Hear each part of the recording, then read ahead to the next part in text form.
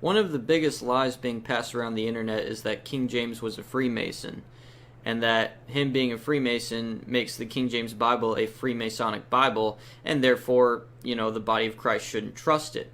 Well, this lie is just parroted around by a bunch of fools all over the internet, and it's a complete and utter false allegation. King James is not a Freemason.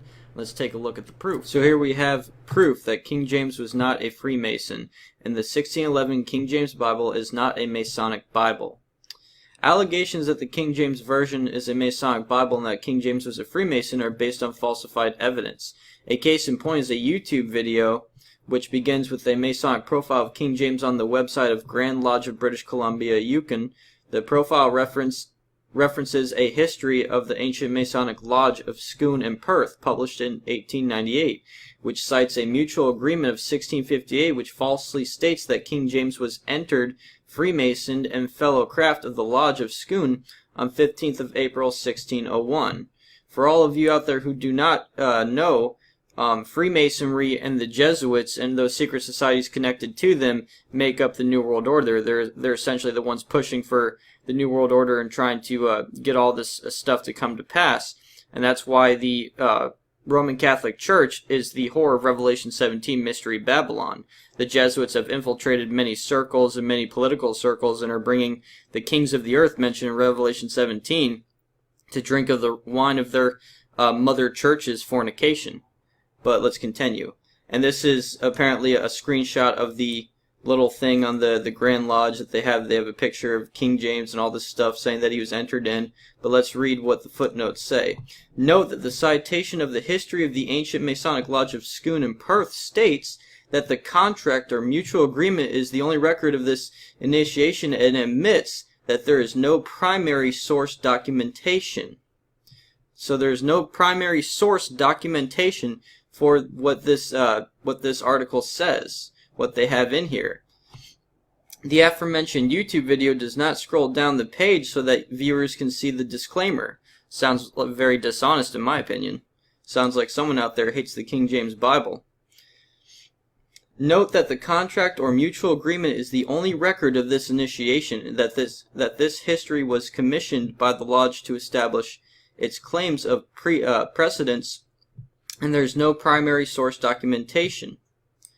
The contract or mutual agreement of 1658 stated that King James VI of blessed memory was the king's own by the king's own desire entered freeman, mason, and fellow craft, and during his lifetime he maintained the same as a member of the Lodge of Scone. However, the next paragraph in its footnote contained the official disclaimer.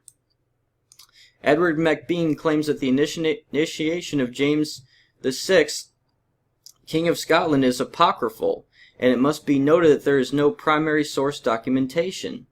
2. The Master Masons to the Crown of Scotland, Edward MacBean, Junior Warden of Quotar Coranty Lodge, we may remark that the reception of the Scottish King is generally considered apocryphal.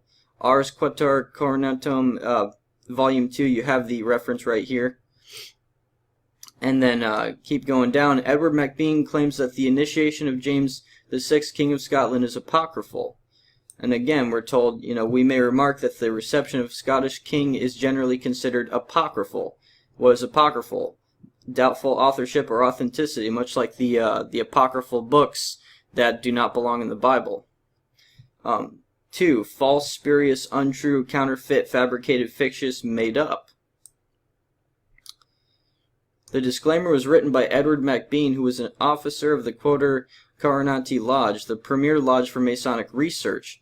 The Quotar Coranty Lodge is located in Freemason Hall, the venue of the United Grand Lodge of England on 60 Great Queen Street, London.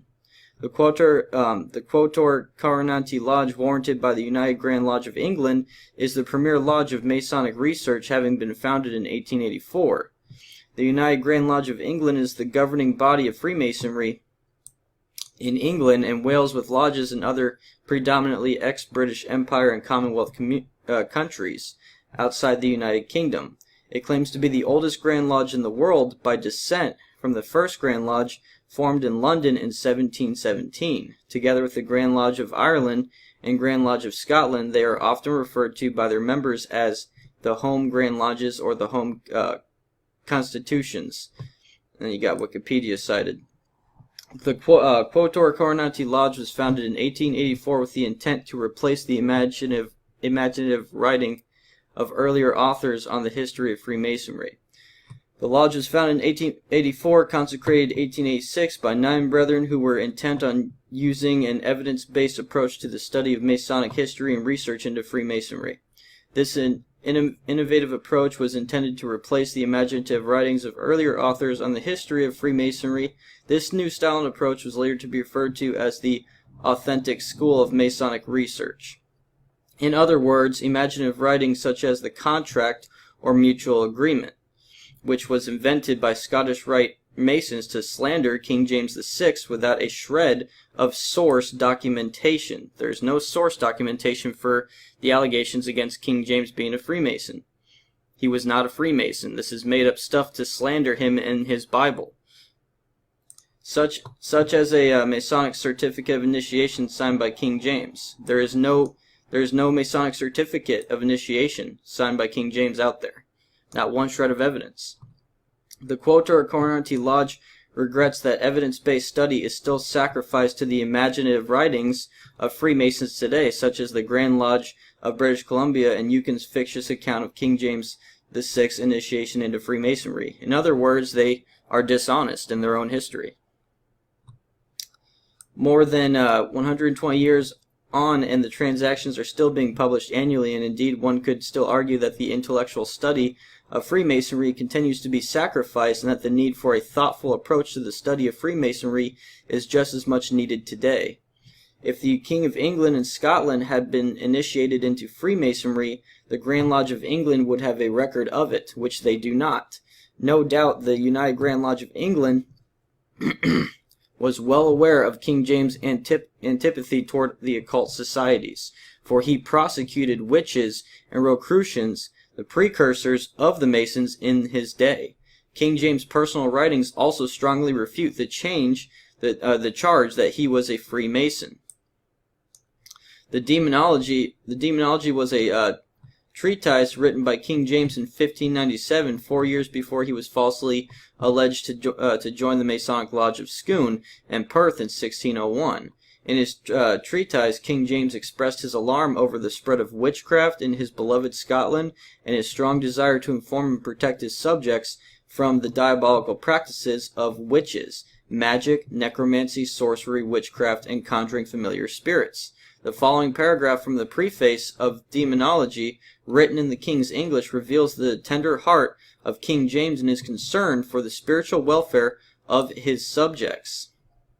And this is the quote: "The fearful aboundings at this time in this country of these detestable slaves of the devil, the witches or enchanters, hath moved me, to beloved reader, to dispatch and post this following treatise of mine, not in any way, as I protest, to serve for a show of my learning in inging, but certainly practiced, but onely moved of conscience to please thereby so fair as I can, to resolve the doubting hearts of many, both that such assaults of Sathan or Satan are most